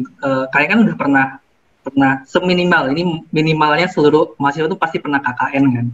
Kalau kalian tuh memang tipikal anak yang kuliah pulang, nggak pernah ikut organisasi, fokus di kuliah aja, tapi kan kalian setidaknya kalian sudah pernah KKN kan. Nah, mungkin di situ ada pengalaman yang bisa kalian gali dan bisa kalian ceritakan, kalian tuangkan dalam esai seperti itu. Hal-hal kecil nggak apa-apa, seperti cerita saudara Deki kan dia menjawab apa yang pernah kontribusi yang terbesar yang dilakukan adalah membuat orang tersenyum seperti itu. Itu kan sangat simpel. Cuman mungkin Deki itu mengemasnya itu menarik. Kenapa itu sebuah apa ya, prestasi terbesar yang pernah dia punya gitu. Dan jadi jangan takut. Nah, berhubung di sini juga ada Kak Diki, mungkin saya juga sekalian promo juga ya. Karena kan dari 2012 saya berkecimpung di dunia kepemudaan, aktif di Dispora, Kemenpora, dan sebagainya. Jadi kalau dari Kemenpora itu punya program yang namanya PPAN, Program Pertukaran Pemuda Antar Negara. Program ini gratis dari Kemenpora, memang seleksinya nanti akan diadakan di Dispora masing-masing, dan kalau teman-teman tertarik untuk mengikutinya mungkin bisa japri saya nanti atau japri Kak Diki. Tapi itu kayaknya udah ada pertanyaan, boleh silakan. Oke, lanjut ke pertanyaan ya Kak Edo ya. Baik, ini dari Jumratul Aini. Jadi izin bertanya, untuk beasiswa LPDP apakah ada syarat minimal IPK? Dan kalau misalnya IPK-nya tidak mencapai target, apakah beasiswanya dicabut atau bagaimana Kak? Pertanyaannya, boleh Kak Deki atau Kak Edo terlebih dahulu, barangkali regulasi di dalam dan luar negeri itu berbeda. Yaudah, ceritain di dalam dulu ya. Jadi kalau untuk LPDP, itu memang ada target capaian minimal IPK. Kalau dulu, itu kalau nggak salah 3,25, nggak tahu kalau sekarang naik atau enggak target IPK-nya. Tapi kalau zaman saya dulu itu 3,25.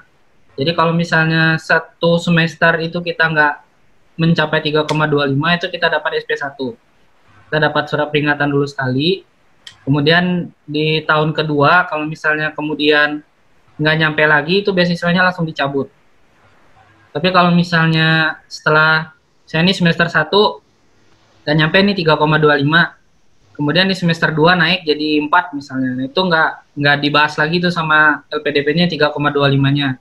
Tapi kalau misalnya dia 2 kali berturut-turut tidak mencapai target, itu beasiswanya langsung dicabut otomatis. Jadi memang harus tekun sih belajar. Atau kalau yang di luar negeri gimana Kak peraturannya Kak? Ya, kurang lebih sama seperti yang Deki jelaskan, ada target IPK minimal. Cuma kan kalau di luar negeri itu kan bentuknya bukan IPK, GPA atau apapun namanya, cuma nanti kan bisa dikonversikan. Ya kurang lebih sama seperti Deki. Ada target IPK minimal yang harus dicapai. Kalau enggak, konsekuensinya yaitu beasiswanya dicabut. Oke, seperti itu. Jadi ternyata ada target IPK yang harus dicapai ya Kak, agar teman-teman lebih terpacu untuk meningkatkan IPK di setiap semesternya. Baik, apakah ada lagi yang ingin ditanyakan dari para partisipan yang hari ini bergabung di acara hari ini? Sama tambahan ini paling Gimana, jadi Kak? selain IPK, itu kita ada batas tahun kuliahnya juga. Jadi kalau untuk S2 itu dalam negeri itu maksimal 3 tahun. Jadi kalau misalnya kita udah lewat 3 tahun, itu beasiswanya otomatis dicabut. Tapi kalau misalnya kita lewat 2 tahun dengan alasan tertentu, misalnya karena sakit atau karena bencana alam atau dengan alasan khusus yang bisa diterima LPDP, itu kita dikasih kompensasi sama 3 tahun itu dibiayai. Tapi kalau misalnya kita nggak bisa memberikan alasan, jadi cuma 2 tahun itu diputus. Jadi 1 tahun sisanya itu dari 2 tahun itu kita biaya sendiri. Tapi kalau misalnya kita ada alasan khusus yang bisa dijustifikasi oleh LPDP, itu biasanya masih dikasih kompensasi selama 1 tahun. Mungkin kayak ada cerita lain kan Kak?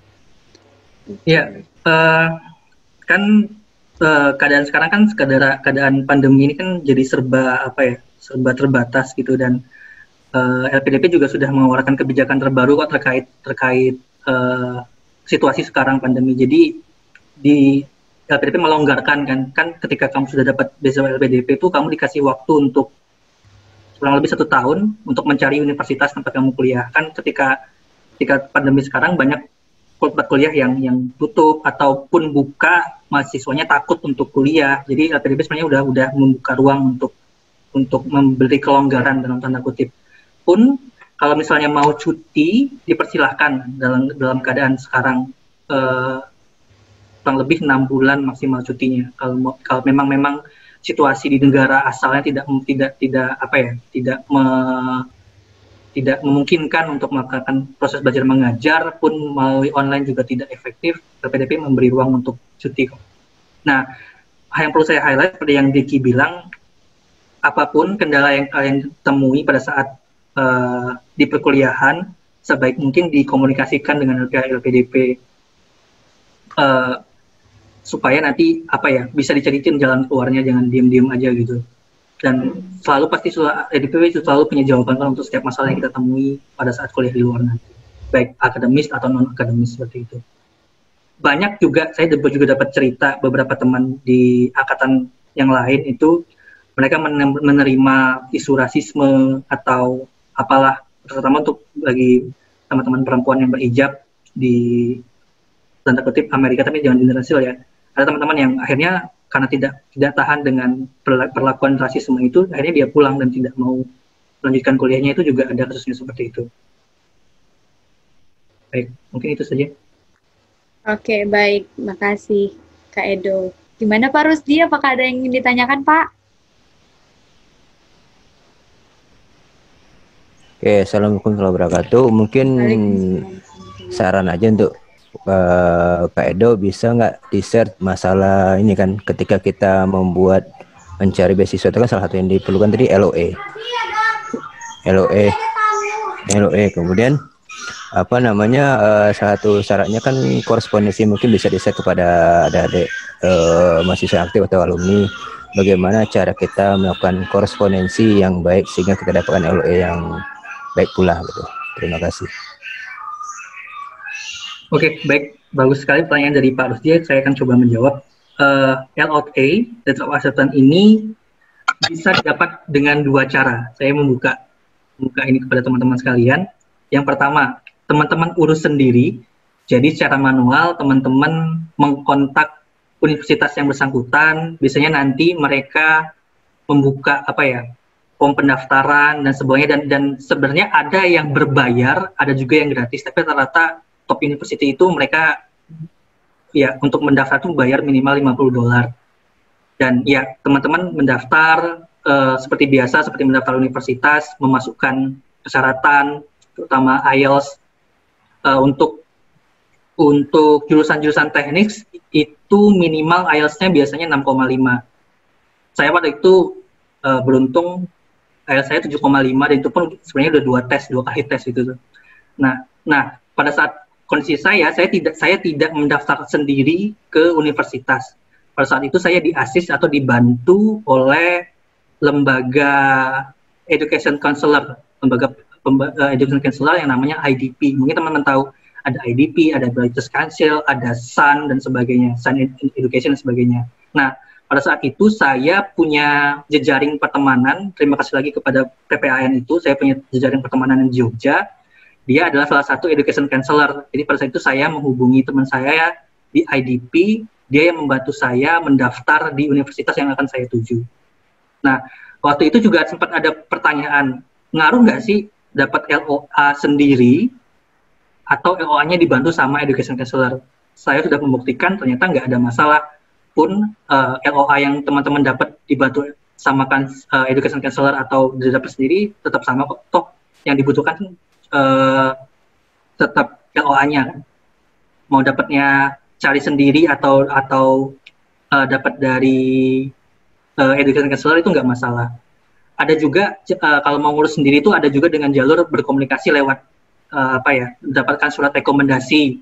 Rekomendasi boleh dari dosen yang dosen pembimbing pada saat kuliah, atau kalian dapat rekomendasi dari salah satu profesor di bidangnya untuk ditujukan ke universitas tujuan, itu juga bisa untuk mempermudah teman-teman nanti mendapatkan LOE-nya tersebut. Mungkin Deki ada yang ditambahkan soal LOE? Kalau untuk LOE sih sebenarnya untuk di dalam negeri juga nggak jauh beda sih Kak. Jadi memang mirip-mirip. Tapi mungkin kalau untuk di dalam negeri itu kita nggak perlu konselor karena kan kita di Indonesia ya mudah lah ya, komunikasinya kan juga mudah. Untuk bahasa Inggrisnya juga TPA-nya nggak terlalu rumit sih. Paling kalau TPA itu 500 sudah cukup kalau untuk di luar untuk di dalam negeri. Kalau IELTS kan 6,5 tuh minimal ya Kak ya. Kalau di Indonesia selagi kita bahasa Inggrisnya TPA 500, kemudian kita ikut tes di kampus yang bersangkutan sih biasanya LOA-nya langsung dapat aja gitu. Memang nggak ada yang kalau kayak Edo tadi kan harus menghubungi ke konselor dulu atau gimana. Kalau di dalam negeri sih memang relatif lebih simpel sih. Nah itu aja sih. Oke, seperti itu. Ternyata bahasa. Nah, ini juga ada pertanyaan nih, Kak. Kalau misalnya yang kita tahu ya, kalau kita mau keluar negeri, itu kan bermasalahnya di bahasa. Kalau dari pertanyaan dari Kak Azhar Firdaus, ini bagaimana cara belajar bahasa Inggris yang baik dan efektif sehingga bisa memenuhi syarat tes bahasa Inggris? Jadi kita tahu bagaimana meningkatkan performa bahasa Inggris kita, barangkali nanti wawancaranya pakai bahasa Inggris gitu, Kak. Mungkin bisa disampaikan tips dan trik untuk belajar bahasa Inggrisnya. Baik, terima kasih Azhar atas pertanyaannya. Menarik ya. Sebagai anak teknik, terutama anak teknik informatika itu sangat terbantu. Saya bagi bahasa Inggris ini bahasa Inggris aktif dan pasif ya. Karena kita terbiasa ngoding, terbiasa baca modul dan sebagainya atau materi dalam bahasa Inggris, anak teknik informatika itu udah dijamin untuk kemampuan bahasa Inggris pasifnya, itu listening sama reading, itu saya jamin udah di atas rata-rata lah. Karena kita udah terbiasa melihat kata, huruf, dan menyerap kata-kata bahasa Inggris seperti itu. Nah, jujur, saya lemahnya di kemampuan bahasa Inggris aktif, yaitu speaking sama writing. Nah, cara saya menyiasati kelemahan saya itu pada tahun 2017, setelah saya gagal tes LPDP yang pertama, itu saya ke Kampung Inggris di Pare. Di situ saya selama sebulan ikut bootcamp khusus preparation untuk IELTS. Jadi selama sebulan saya digembleng dari jam 5 subuh sampai jam 9 malam itu di drill. Itu sih cara saya untuk mengatasi kelemahan saya di bagian bahasa Inggris aktif. Dan benar setelah saya tes IELTS itu kan maksimal nilainya 9 kan. Kalau benar semua tuh. Dan itu mungkin. Kemampuan tes bahasa Inggris pasif saya tinggi di listening dan reading. Listening saya 8,5, reading saya 8,5. Tapi writing saya turun, writing saya 6, itu minimal, sama speaking saya 6,5. Jadi terkatrol dari 7,5 itu karena kemampuan bahasa Inggris pasif saya bagus. Seperti itu. Mungkin dari Deki ada tambahan? Kalau saya sih karena di sini mungkin banyak gamer juga sih ya. Nah, kalau saya sih karena memang hobi main game RPG dari dulu, jadi memang terpaksa bisa bahasa Inggris. Kalau misalnya nggak bisa bahasa Inggris, at least itu readingnya nggak bagus, itu gamenya stuck pasti, nggak bisa kemana-mana. Akhirnya, benar tuh kata Kaido tuh, yang penting kalau bahasa itu kan yang penting kita sering nyoba ya Kak ya. Jadi kalau misalnya kita sering nyoba, sering ulang, itu sih biasanya lebih bagus. Dan itu memang terbukti juga sih Kak, kan dulu waktu S2 masuk itu, TPA, ITP saya itu paling cuma 520-an tuh. Nah, karena tadi kan saya ada ikutan conference internasional, kemudian banyak komunikasi juga dengan orang luar, akhirnya terpaksa tuh, akhirnya yang aktif English-nya itu harus saya coba tuh, akhirnya mulai belajar speaking dan writing juga. Akhirnya sekarang memang nilai TPA ITP-nya sih jadi naik gitu, hampir 600-an kemarin yang terakhir. Nah, jadi memang kalau misalnya bahasa Inggris sih yang pertama jangan malu dulu, jangan malu salah. Jadi kalau penyakit orang Indonesia itu yang pertama kalau ngomong itu takut salah sih. Jadi kalau salah nanti pasti ketawain temen. Nah, biarin aja mereka mau ketawa juga, yang penting kita belajar gitu. Kalau kita udah dapat feel untuk ngomong bahasa Inggris sih, biasanya dapat sih, dapat aja feel-nya. Terus saya dapat juga tuh kalau baca buku katanya kalau kalian pengen belajar bahasa itu ya dapatkan orang luar yang bisa kalian ajakin bahasa native-nya gitu. Kalau misalnya kalian pengen belajar bahasa Inggris, cari aja teman-teman orang native dari mana, misalnya Amerika atau England gitu. Nah itu kalian pasti akan jadi terpaksa belajar biar bisa komunikasi sama dia. Yang penting itu sih. Yang pertama dari terpaksa dulu, kemudian mencintai, kemudian pasti terbiasa ujungnya. Kalau saya sih di situ sih Kak paling cara belajar sama ini. Oke, itu. Jadi kalau misalnya dari Kak Edo tadi yang awalnya masih kurang untuk pemahaman bahasa Inggrisnya, belajar ke Pare ya Kak, untuk mendapatkan ilmu yang lebih, agar prepare ke depan mendapatkan beasiswa dan mengikuti tes-tes selanjutnya bisa dipermudah. Nah kalau dari Kak Deki, itu ala bisanya karena terpaksa dulu ya Kak, terpaksa mencintai, selanjutnya baru terbiasa. Oke, jadi banyak sekali highlight yang saya dapatkan hari ini dari Kak Edo, Kak Deki. Selanjutnya, ini baik Kak, ada pertanyaan juga dari Sahrial Hisani.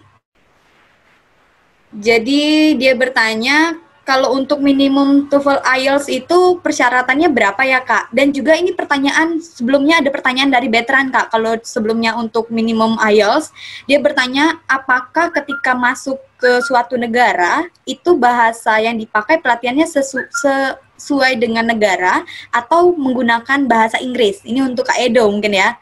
Nah, Kak Edo yang mendapatkan beasiswa di luar negeri boleh di-share kepada kita semua. Baik, saya jawab dulu pertanyaannya si Sahrial ya.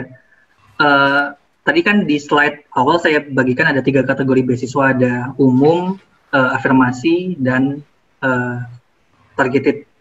Nah, untuk umum reguler itu karena saya lupa kalau TOEFL karena saya ngambil IELTS. Kalau untuk IELTS-nya itu minimal 6,5, tidak boleh ada nilai yang di bawah 6. Itu untuk yang reguler. Kalau yang afirmasi, setahu saya kalau tidak salah, mohon maaf, nanti bisa dicek lagi ke website LPDP-nya. Itu kalau untuk afirmasi itu yang IELTS-nya 6 minimal, dan tidak ada boleh rata-rata 5,5. Pun nanti kalau yang diafirmasi, kalau teman-teman akhirnya memilih beasiswa afirmasi, dan ketika targetnya nggak tercapai, nanti bakal difasilitasi oleh LPDP untuk pengayaan bahasanya, PB namanya. Dipersiapkan sampai target nilai TOEFL atau IELTS-nya diterima. Saya agak lupa kalau yang soal TOEFL yang mungkin nanti Deki bisa menjelaskan. Nah, kemudian pertanyaan dari Bernal, apakah ada pelatihan bahasa sesuai negara? Jawabannya tidak. Yang ada itu cuma tes TOEFL, dan LPDP hanya memfasilitasi untuk teman-teman afirmasi tadi ya, memfasilitasi tes TOEFL dan IELTS, antara 2 itu. Kalau misalnya teman-teman memilih kuliah untuk ke Jepang atau Prancis, di mana 2 negara ini pride atas bahasa sendirinya sangat kuat ya, jadi mereka nggak mau belajar bahasa Inggris. Orang-orang rata-rata orangnya nggak mau belajar bahasa Inggris, mereka tetap menggunakan bahasa lokal. Itu teman-teman sendiri yang harus adjust gimana caranya sebelum ke negara tujuan. Kalian yang harus persiapan bahasa negara tujuannya, belajar bahasa Jepang dulu sampai level berapa, C1 atau berapa, bahasa Prancis dulu kalau mau Prancis. Dan rata-rata teman-teman yang mau ke negara itu memang harus persiapan dulu sih, dan itu memang tidak difasilitasi oleh PDP, itu difasilitasi oleh masing-masing. Makanya rata-rata kalau ada yang mau pergi ke negara Jepang atau Perancis itu biasanya mereka mengambil jurusan sastra Jepang atau sastra bahasa Arab atau sastra Perancis, yang memang persyaratannya pun memang harus punya sertifikat kuliah, punya sertifikat level penguasaan bahasa tertentu seperti itu. Ya, kalau dari saya seperti itu. Makasih Bang. Oke, seperti itu. Jadi itu untuk jawaban Sahrial dan Bernard ya. Apakah ada lagi yang ingin bertanya? Mungkin ini Kak, saya ada satu pertanyaan nih. Barangkali ini saya bisa mendapatkan jawabannya. Jadi seperti ini Kak, kita tahu ya banyak sekali yang ingin melanjutkan, dan misalnya dari S1 Teknik Informatika, ingin melanjutkan ke bukan informatika nih, manajemen kah misalnya, atau ekonomi yang di dalamnya manajemen bisnis atau akuntansi. Nah itu apakah bisa include dengan LPDP Kak? Bisa dibiayai LPDP jika kita ingin lanjut tapi tidak linear prodinya? Seperti itu. Oke, saya coba jawab. Ini yang sangat menarik dan rata-rata orang juga banyak nanya, kira-kira bisa nggak sih? Saya kan punya latar belakang pendidikan bidang keilmuan sosial misalnya, mau ke bidang keilmuan bahasa atau sains atau teknik, bisa nggak? Mungkin nggak? Jawabannya mungkin. Cuman yang perlu diperhatikan, kalau tadi perhatikan format esai LPDP itu kan dia nanya apa sih yang kamu lakukan atau prestasi apa yang udah kamu dapat yang telah atau sedang dan akan. Nah, saya punya teori dan ini saya temukan pada saat wawancara LPDP kemarin. Saya pribadi itu beruntung karena background pendidikan saya itu di IT dan informatika. Saya kerjanya juga di bidang IT, perusahaan software developer, dan jurusan yang saya mau ambil itu cybersecurity yang sangat-sangat relate sama dunia IT. Jadi tiga line ini, masa lalu, masa sekarang, dan masa depan tuh masih relate. Jadi LPDP sangat yakin bahwa oh ya orang ini sangat relate apa yang telah dan sedang dia lakukan dengan apa yang mau diambil. Nah saya punya kasus juga pada saat saya di Pare itu saya punya mentor writing di salah satu institusi pendidikan di Pare itu. Dia background-nya adalah pendidikan politik, administrasi negara kalau nggak salah. Nah, S2 yang mau diambil itu TESOL, bahasa Inggris. Nah, kalau secara kasat mata nggak nyambung kan, dan nggak mungkin diterima juga sama LPDP. Bagaimana kok orang ini yang latar belakangnya politik kok mau ngambil TESOL bahasa Inggris? Ternyata dia berhasil dari tiga line ini tadi dia berhasil mengaitkan antara apa yang sedang dia kerjakan dan apa yang akan diambil. Jadi selama 2 tahun dia di Pare itu menjadi mentor atau menjadi orang yang memfasilitasi tempat orang belajar untuk belajar bahasa Inggris. Jadi dia setidaknya sudah punya pengalaman 2 tahun nih untuk mengajar bahasa Inggris. Nah dari pengalaman ini relate dengan apa yang mau dia ambil nanti. Jadi dari 3 ini 2 dia bisa kaitkan gitu. Itu sih kalau dari saya. Jadi jangan takut kalau misalnya teman-teman sekarang kuliahnya di teknik informatika, cuma sekarang sedang bekerja di perbankan kan, di bank misalnya. Dan sehari-hari itu ngurusin berkutat masalah ekonomi. Dan misalnya nanti mau S2-nya baik dalam negeri atau luar negeri itu mau ngambil manajemen ekonomi dan sebagainya, masih sangat relate, masih sangat mungkin asal teman-teman bisa menjelaskan kenapa. Oh, ternyata teman-teman punya background latar belakang pekerjaan di bidang ekonomi dan ini sangat dibutuhkan dan impact-nya gimana buat kantor minimal, buat komunitas dan buat Indonesia seperti itu. Oke, baik. Terima kasih ya Kak jawabannya Kak Edo. Baik teman-teman di sini, apakah ada lagi yang ingin bertanya terkait dengan beasiswa LPDP? Jika tidak ada lagi yang ingin bertanya, saya ingin mengumumkan ini yang mendapatkan door prize, teman-teman. Jadi, seperti yang sudah saya sampaikan sebelumnya, bahwasanya akan ada 5 orang yang mendapatkan door prize hari ini, 1 persembahan voucher belajar, persembahan dari Bagicode, dan 4 mendapatkan pulsa, persembahan dari alumni.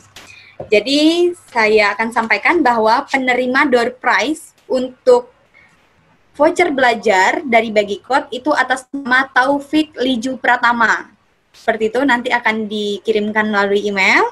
Selanjutnya mendapatkan pulsa persembahan dari alumni, ada Peter, Jumratul Aini, Bernard, dan Sahrial Insani. Seperti itu, selamat kepada para penerima hadiah door prize hari ini. Baik, jika tidak ada lagi yang ingin ditanyakan, saya ingin menutup acara ini. Sebelumnya akan ada bincang-bincang alumni juga setelah saya tutup acara ini. Jadi teman-teman yang masih bisa bergabung, masih bisa nanti kita akan sharing bersama-sama dengan bincang-bincang alumni. Seperti itu. Jadi terima kasih kepada Kak Edo dan Kak Deki yang sudah memaparkan materinya terkait dengan tips dan trik untuk meraih beasiswa LPDP. Semoga semua materi dan pemaparannya itu dapat bermanfaat dan berguna untuk kita semua. Jika ada salah kata dan perbuatan, untuk hari ini saya mohon maaf. Saya Nurul Rana Ningtyas mohon pamit undur diri. Lebih dan kurang hari ini cukup di sini. Saya akhiri, wabillahi taufiq wal hidayah. Wassalamualaikum warahmatullahi wabarakatuh.